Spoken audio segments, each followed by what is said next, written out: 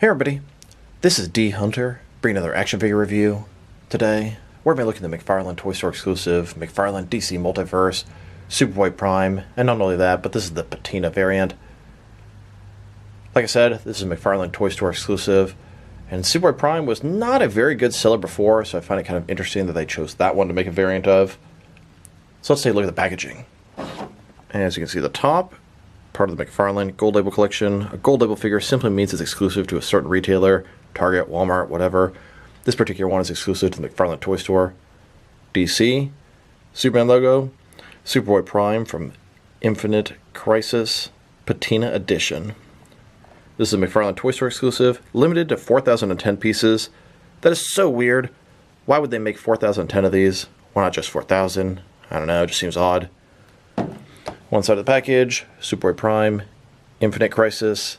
Other side, pretty blank, little barcode. At the bottom, bunch of credits. There's this barcode. And on the back side, you can see sort of a bronze-looking Superboy Prime. Now, this is one of McFarlane's sort of limited edition figures. They have special premium packaging. Take out the outside sleeve, and then you can see Superboy Prime himself in this old sort of faded metallic color. Looks like he has a display stand, a collector's card, and a display stand for the collector's card. So with no further ado, let's open him up. And I did get this figure from the McFarlane Toy Store. I took advantage of the bundle discount and the coupon code. Ended up getting Riddler, Superboy Prime, and Catman for all under retail. And that is after shipping and taxes. Alright, now that this figure out of the package, here he is with all his accessories laid out. He doesn't come with any traditional accessories, simply a display stand, a collector's card, and a display stand for his collector's card. But before taking a look at those, a lot to talk about, and check out the actual figure. So this is Superboy Prime. He's actually Clark Kent, Kal-El from a different universe. I believe it's dubbed Earth Prime. During Crisis on Infinite Earths, Anti-Monitor completely devoured his universe. He survived and helped the heroes take down Anti-Monitor. Many years later, he resurfaced and was a hero a couple different times. But in the more modern days, he resurfaced again, and for whatever reason, he decided he should be the only Superboy out there. He dubbed himself Superboy Prime and decided to take out all the other Superboys he encountered. He almost killed Con-El, but didn't, and it sort of gave him villain status at that point. He does teeter back and forth between being a hero and a villain. This version of Superboy Prime is in that large suit with the tubes on it. It's the same kind of suit that Anti-Monitor wore in Crisis on Infinite Earths. I believe the suit is Anti-Monitor's power suit that is Superboy Prime uses and feeds yellow sun radiation directly to him. And not only that, but this is the McFarlane Toy Store exclusive Gold Label Patina variant. Patina is basically a word that describes metal, old metal, worn metal. It can look a lot of different ways. This is a variant, and it's honestly a pointless variant, but it does look pretty cool. They definitely hit it on the mark. It looks like a bronze old statue. And if you have the tubes there, it could be a really cool statue of Superman. So let's take a look. You can see they did an excellent job capturing the detail. It looks metallic. It has some different colors, sort of the blue, sort of teal at the top, his hair, his face.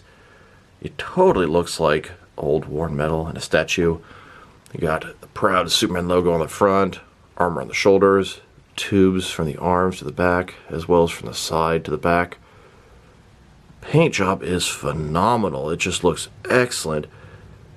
But what's the point? Especially Superboy Prime. What a terrible figure to make this variant of. A regular Superman that could be used as a fantastic statue in Metropolis or the Hall of Justice. But who the hell wants a statue of Superboy Prime? Cape looks good. Underneath, the tubes, the detailing, just the sort of paint, the wash, the shading. It's very, very well done. Double jointed knees, double jointed elbows. But just why pick this character? And a closer look at his face and head sculpt. Paint job, it just works very well for what they were going for. The sculpt itself is also pretty good. This could very easily be used for a regular Superman head, but not with this paint job. Now let's check out his accessories. And he doesn't come with any traditional accessories. I don't even know any accessories I would suggest he come with. But this is what he did come with. So let's check him out. He has a display stand. It's a typical McFarlane stand, although this one is sort of painted in sort of a coppery color. It's got the Superman logo on it. Thin, very basic. He also has a collector's card. As you can see, this is the Patina edition of Superboy Prime. On the back, we have a certificate of authenticity. This is number 883 of 4010, which is a very odd number. And odd they made more of him than a lot of their other exclusives, seeing as how he's not a very desirable figure. Then we also have a stand for the collector's card, and it has a similar patina paint job. You can see sort of the bluish tint here on the side. Here's the collector's card into the display stand. Now this doesn't do very much for me, but it could be something nice to display next to your figure if you're into that sort of thing. Now I wanted to check out the differences between this version of Superboy Prime and the standard. Obviously the paint job is different, but beyond that, it's 100% the same figure, same sculpt, same articulation. Now I was never a big fan of the original Superboy Prime figure. It's not a bad figure, just not really a figure or a character I felt like I needed.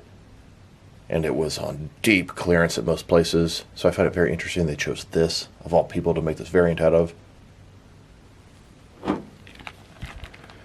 As you can see, it is the exact same sculpt. The head looks pretty good. It's a pretty classic looking Superman head sculpt. Superman logo, the armor, although some of the details like the extra yellow tubes up here are kind of lost in the paint variant. The actual tubes going from front to back, it looks cool. Tubes in his chest. Tubes on his legs, going down to his boots. It's pretty well done, but just don't get why they would pick this guy to make the variant of. Seems very odd. Now they're taking a pretty good look at both the figure and his lack of accessories. Now let's check out his height from bottom to the top of his head, standing at about 7.3 inches tall, which could translate to 18.5 centimeters. Now for his articulation. Starting with his head, of course, it can rotate from side to side. He can look up, really not at all, down a pretty good amount. Can tilt his head from one side to the other. Shoulders on a ball joint. There it goes. Goes out good 90 degrees. The shoulder pads, they obstruct it, but not really. I mean, that's probably as far as they'd go anyway. Up, down, around. Now as far as going up, the tube is going to stop you from going very far up. He does have a butterfly joint between his shoulder and chest area. You can barely see it, but it's going to increase the range of motion and cover the large gap. Bicep cut below that. Double jointed elbow. And then his wrist can rotate, and it's going to be hinged. In his torso, he's got a ball joint, rotate around. Forward and back. Another one in his waist. Rotate around. Forward and back. Between the two, pretty good range of motion in his torso area. I'd say get more out of the waist than the torso on this guy. Legs, completely does the splits, not a ball joint, McFarlane style hip joints. These tubes have a lot more give. They're gonna not really obstructing the articulation here. Rotation is minimal at best. Legs go forward all the way, back, not much. Double jointed knees below that. And his ankle, forward and back, barely. Rotate, tilt rock, also barely. And of course, to articulation. Here's a look at Anti-Monitor. He has his hand at both versions of Superboy Prime. His creation, his follower, his heir. Here's Superboy Prime, flying above the skies of Metropolis. Superman ends up confronting Superboy Prime, and before long, things start to get heated. And I wasn't joking when I said heated. Here's Superboy Prime and Superman both using their heat vision against one another. At this point, Superman realizes they're pretty much an equal match. He's going to have to come up with something clever to take him down. Superman contacts Flash from the Justice League. He knows what has to be done. Superboy Prime wants to get rid of the other Superboys and establish himself as the only Superboy in the multiverse. So he's going to have Flash break through the Speed Force barrier, break through the multiverse, and bring in some backup. Flash ended up bringing a couple different Superboys through the multiverse. They're going to take down Superboy Prime and defend the name Superboy. Now let's check them out. Next is some other action figures, starting off with some other Superboy figures. Here's this Patina variant of the Superboy Prime, next to the original version. And here he is, next to the John Kent Superboy. This is actually him aged up as Superman from Future State. Then, next to the Con-El Superboy. Here are all the McFarlane DC Multiverse Superboy figures they've made, and they're all different characters. The first one is Clark Kent from Earth Prime. The second one is Con-El, That's a clone of both Superman and Lex Luthor. And the last one is John Kent. That's actually the son of Superman and Lois Lane. Here's the Superboy Prime next to the Mattel DC Universe Classics Continental Superboy. I'm sure McFarlane will eventually give us this version. And now, next to the DC Direct Super Sons John Kent Superboy. This is the version as him as a kid, which I much prefer to the adult version. Here are all of my different Superboy figures, and Superboy Prime is going to try to wipe them all out of the multiverse. Now let's check them out. Next is some of the McFarlane DC Multiverse figures. Here are all the different McFarlane Superboy figures that I have. Here's the Patina variant of Superboy Prime, next to the Patina variant of Superman in his Unchained Armor. They're both Patina variants, but very differently handled, totally different paint job. And I believe the next one they're going to be making is going to be a Patina variant of Merciless. I'm not aware of any others, but I'm pretty sure I saw him on the leak list a while ago, and that sounds really cool. Here are all the different McFarlane Toys Store exclusive DC figures. We have Kyle Rayner as a Blue Lantern, Damian Wayne unmasked from Infinite Frontier, Batman unmasked Zur-En-Arrh, the angry Hush Superman, Superman in his Unchained Armor Patina variant, Superboy Prime Patina variant, Catman, Kid Flash, Dick Grayson Robin, All Red, Red Hood, Amber Scarecrow, and then the shiny Captain Cold. It looks like all the Patina variants are going to be McFarlane Toy Store exclusives, at least if the trend continues. The next one coming out is going to be the jail cell Joker from The Dark Knight. Comes with a little diorama.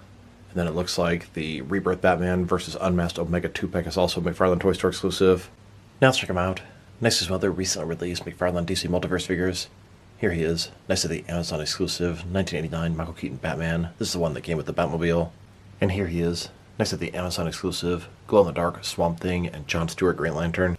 Then, with some recent Entertainment Earth exclusive figures, we have the Sketch Rebirth Superman and the Batman Who Laughs, and then the Blacklight Infinite Frontier Scarecrow and Joker. And now, with the most recent wave of mega figures, we have the Justice Buster and Anti-Monitor. Here's Superboy Prime, next to the Hush Superman, the Tim Drake Robin, and both versions of the DC Classics Riddler. And here he is, next to some Big Bad Toy Store exclusive black and white accent figures, Martian Manhunter, Superman, and the Flash. Then, with the Blue Beetle movie wave, we have the regular Blue Beetle, Carapace, and Battle Mode Blue Beetle. And now, with the McFarlane Collector's Edition Wave 1, we have both versions of the first appearance Superman, both versions of Abyss, and both versions of the Green Lantern Alan Scott. Here's Superboy Prime, next to the Batman and Spawn 2-pack. And here he is, with the San Diego Comic-Con exclusive Dark Knight Trilogy figures. We have Bane with his coat, Joker as a bank robber thug, and Joker as seen through the sonar vision. Then, with some more San Diego Comic-Con exclusive figures, we have the 85th Anniversary Superman, the 30th Anniversary Nightfall Batman, the Sketch Page Puncher Mr. Freeze, and the Dark Knight's Metal Alan Scott the Red Lantern. Next, let's check him out with some Target exclusive figures. Here he is, next to the Superman vs. Doomsday 2-pack. And here he is, next to some Target exclusive Joker Eyes stuff. Then, with some more Target exclusive stuff, we have the Sinestro Corps Batman, Ted Kord Blue Beetle, then Impulse and Deadman. And now, next to the Target exclusive Flashpoint wave, we have the Flashpoint Aquaman, Project Superman, and Flash. Here's Superboy, next to the Injustice 2 3-pack. I believe this is an Amazon exclusive. We have Batman, Supergirl, and Dr. Fate. And here he is, next to some recent Walmart exclusive Gold Label figures. We have the Vampire, Joker, Batman and Superman, then Captain Atom, Beast Boy, and Eradicator. Then, next to the Goofy Head Sculpt Rebirth Superman vs. Ultraman 2-pack. And now, next to the most recent Batman wave, we have the Nightfall Batman, Batman Incorporated Batwing, and the Batman Reborn Two Faces Batman. And finally, next to the 5th wave of Page Punchers, this is a Batman-themed wave. Fighting the Frozen, we have Batman, Robin, both versions of Batgirl, and Mr. Freeze. Now let's check him out, next to some other action figures from different various companies, to see how he fits in both scale and style-wise, in case you want to know which lines you can mix him with. Since he's a McFarlane figure, they're typically the 7-inch scale.